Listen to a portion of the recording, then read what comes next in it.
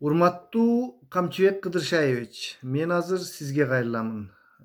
Кайрылуумдун себеби төмөндөгүчө. Коррупциялык маселелер боюнча кайрылайын деп чечтим. Кайрылуума себеп төмөндөгүдөй болуп калды.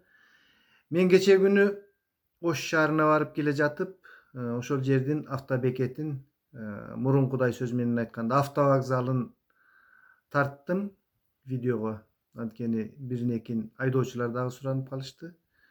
Ушул автовокзал эмес эле азыркы жетекчилиги дарбыз коом сата турган дүң базарга айлантып койду. Элге жана айдоочуларга эч кандай шарт бул жерде жок. Ушуну көрсөтүп берсеңиз деген суроонун негизинде мен видеомду тарттым эле. Эми видеонун сапаты кандай болуп калды, мен ошол адамдардын оюн жеткиздимби, жеткизе албадымбы билбеймин. Айтор автовокзалды дүң базарга айлантканда деп видеомду чыгардым. Албетте менин каналым кичинекей, көп көрүүчүлөрүм жок. Бирок дагы ошол видеону чыгарып, ошол жерден мен Жалал Абадка билет алып, маршруттук автобустун ичинде отурганымда бир чоң киши келип, мындай бою башы чоң киши экен. Анан өзүн автовокзалдын жетекчисимин деп тааныштырып, мени кабинетиме жүрүңүз деди. Мен бара албаймын, азыр автобус кетип калса оора болуп калам десем, жок, мен сизге автобусту айтып коем, башка кийинки автобуска салып коем, жүрүңүз деп болбой анан кабинетине алып кирди. Эмне айта турганыңыз бар деп сурадым. Ал киши өзүн тааныштырды, аты Айтыбай экен, фамилиясын дагы айтты, мен тилекке каршы унутуп калдым.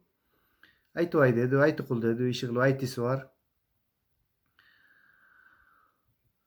Бул жерде сен туура эмес тартып жатасың, биз көп жумуштарды кылып койдук, сен жаман гана жагын көрүп жатасың деп айтты. Бирок мен жакшы жагын көрөйүн деп канчалык аракет кылсам дагы, чынын айтканда ал жерде көрө албадым эле. Мен дагы айттым, эч кандай шартыңыздар жок.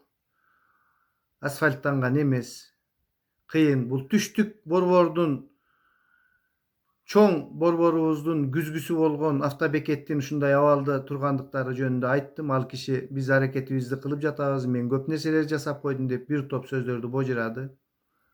Менин жеке баамымда мага акча берүүгө батын албадыбы, же өзү айтсын дедиби?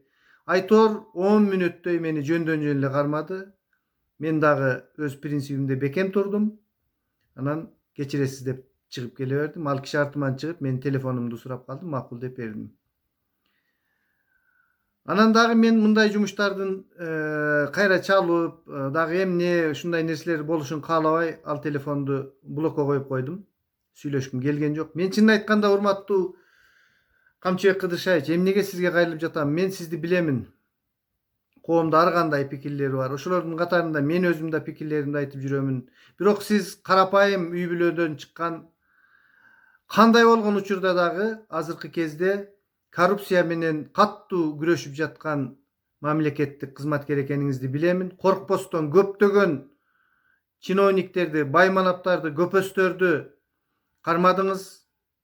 Мунун жыйынтыктарын да көрөбүз, бирок мен сиздин ушул кармап, ушуларды бир ооздуктап турган кызматыңызды ушул эл үчүн кылып жаткан кызмат деп эсептеймин. Ушул транспорт министрлиги тарабында, ушул автобекеттер ушул транспорт министрлигине карайт. Транспорт министри бир айым, мен анын атын жөнүн дагы билбеймин. Эгерде мен аты жөнүн билгим келсе, 6 секундта интернеттен карап билип алам, бирок мен билгим да келбейт ошол айым ким экенин. Бир уккам, бирок унутуп калганмын. Бирок анын орунбасары Нурлан деген жигит экендигин жакшы билем. Депутаттардын алдына барып мукактанып жооп бере албай жаш жигит. Ушул транспорт тармагында качантан бери ушундай көйгөйлөр абдан көп. Бул автобекеттер бир гана тармагы. Булар жолду курууда болобу, машиналар, оор машиналарды таразага тартууда болобу, туннелден өткөрүүдө болобу, деги өзүңүз жакшы билесиз. Бардык тармактарда коррупциянын очогу болуп калууда. Менин сизге кайрылуумдун себеби ушул нерселерге көңүлүңүздү каттуу бурсаңыз, урматтуу Камчыбек Кыдыршаевич. Maga бүгүn дагы бирөөсү звонить этти. Өтө маданияттуу, жакшы тон менен атыңыз ким деп сурады. Мен атымды айттым. Кайсыл канал дейт, ушул каналымды айттым. Мен дейт тетиги Ош автобекетинин юристимин деди. Аты Абдыганы деген экен. Мен отставкадагы полковникмин деп өзүнүн чинин дагы айтты. Макул, полковник болсун, генерал болсун, мага эч кандай айырмасы жок. Мен чынын айтканда мындай көпөстөр, мындай байлар менен сүйлөшкүм дагы, мындай байлардын адвокаттары, юристтери менен дагы сүйлөшкүм келбейт. Мен дагы сиз сыяктуу карапайым үй бүлөдөн чыккан колхозчунун баласымын. Мага андай көпөстөр, байлар жат нерсе. Мен андайлар менен сүйлөшпөймүн. Менин фамилиямды сурады. Мен фамилиямдын эмне кереги бар сизге? Мен айта албаймын десем, анан тигиндей мындай деп баштады эле, кечирип коесуз. Сиз генерал болсоңуз дагы менин сиз менен сүйлөшө турган сөзүм жок деп өчүрүп койдум. Урматтуу Камчыбек Кыдыршаевич,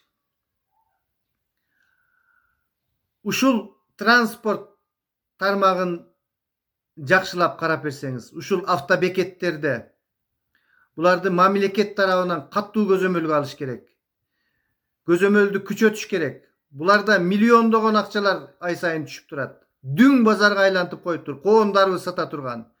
Бир фурасы канча сомдон таштайт, мен билбейм. Ал канча сомдон квитанция беришет. Канча сомдон тиги портерлер акча таштап жатышат. Кандай болгон учурда дагы бул абдан туура эмес көрүнүш. Макул, каалаганын кылсын. Эгерде мамлекет ошондой нерселерге уруксатын берген болсо. Бирок эң биринчи башкы маселе элдин шартын, жүргүнчүлөрдүн, балалуу энелердин, жаш балдардын ошол эле жерде өмүрүн өткөрүп иштеп жаткан айдоочулардын шарттарын жакшы түзүп бермейинче, мындай Кыргыз автобекетиндегидей бардак бул абдан туура эмес. Бул мындай нерсе болушу мүмкүн эмес.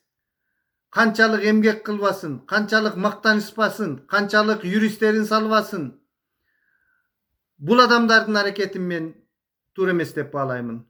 Урматтуу Камчыбек Кыдыршаевич, ушул нерсеге каттуу көңүл буруп, элдин сизге болгон ишенимин актап, ушул тармакка дагы бир назарыңызды салып койсоңуз. Урматтоо менен Десин ТВ YouTube каналынын автору Бакыт Сулайман.